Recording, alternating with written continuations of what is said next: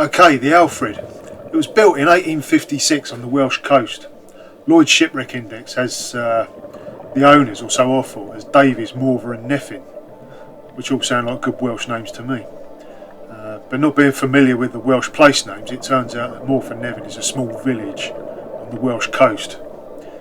Captain Davies was the sole owner. We're just hit the bottom, and as you see, there's practically nothing of this wreck remaining. Wooden vessel, a few little bits sticking up, but hardly anything at all.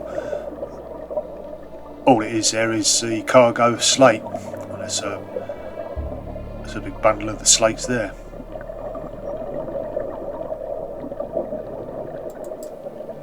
There are a few references to the Alfred being built by this chap, and this is Owen Griffith. He was a Neffin resident and shipbuilder.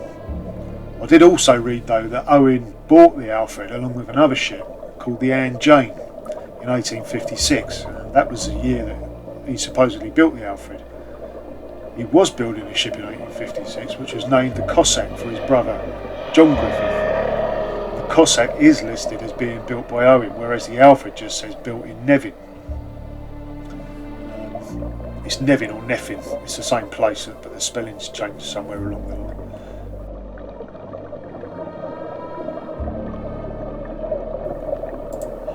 The Anne Jane though wasn't built until 1858, although the master was at Griffith. There's plenty of those about though, Davies, Joneses. But fast forward in Lloyd's to 1897, the year the Anne Jane was wrecked on the Anglesey shore. The Anne Jane is listed as being built by Owen at Nevin. Jumping ahead again in Lloyd's, this time to 1887, it also lists the Alfred as being built by Owen. So it was Owen who did build the Alfred in Nevin in 1856. He was quite an interesting chap, and I've linked to a website in the description that tells his story.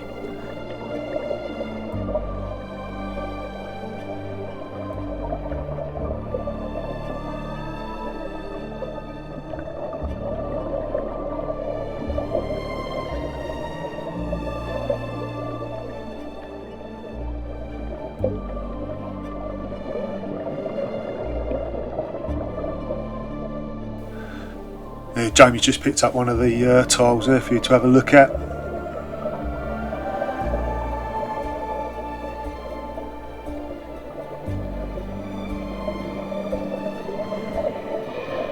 And that's probably about the only part of the actual shipwreck that you can see. It's just a bit of wood that's sticking up.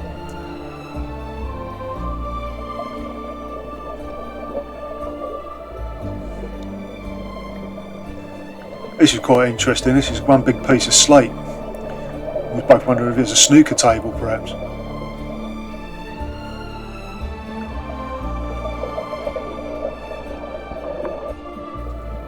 Well, Captain H. Davies was using his schooner Alfred to move slate. Port Maddock, or Port Mad Dog as we like to call it, flourished as a port in the 19th century due to the growing cities of England needing high quality roofing slate. The slate was transported from the quarries of Fesliyan to the wharves at Port Mad Dog and loaded onto over 1,000 ships, all dug out by these fine fellows with their Tom Selleck moustaches. Well, September 1887, one of those fine ships was the Alfred, about to depart on its final voyage. She sailed for London loaded with slate, and for reasons I can't find, she sprang a leak at 6 p.m. on Sunday night, the 18th of September. The crew all managed to land in their own boat at Newhaven though. Jamie dived the wreck many years ago. I'd have probably still been at school.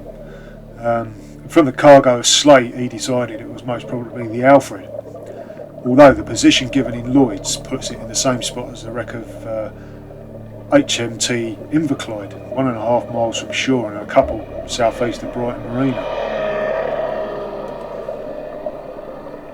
I don't know why the position is so far out, because the Liverpool Journal of Commerce reported a few days after the sinking that the position of the sunken schooner Alfred is Brighton, bearing north by west about 8 or 9 miles in 12 to 14 fathoms of water, which is actually spot on for this pile of slates.